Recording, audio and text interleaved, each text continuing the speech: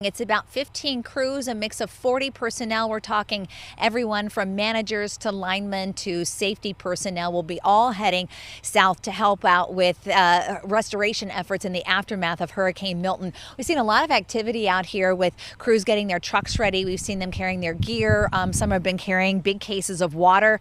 And we're told that they were told to prepare to be there for at least 2 weeks, possibly longer, depending on what it is that they have to deal with. And when it comes to what they're going to deal with, we're talking about the storm surge, the water, the mix of trees that are down, and just basically all of the debris that you guys have been talking about that are going to be basically used as projectiles at the height of the storm.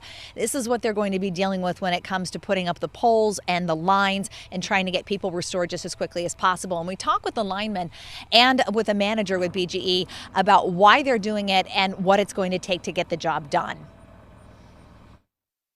This is just to help people. Our nation needs help, and this is why I want to do it personally. It's just to go down and help them. You know, when they get there, of course, it's still going to be, everything's going to be wet. The ground is going to be wet. A lot of, trees are going to be down, wires are going to be down. So they have to utilize all their skill sets, test before touch, grounding, setting up zones of protection when they work, different strategies and things like that. Yeah, this is going to be extremely labor intensive. We know that they plan to head to South Carolina today, and that's where they're going to sort of hunker down until they can start making their way to Florida tomorrow.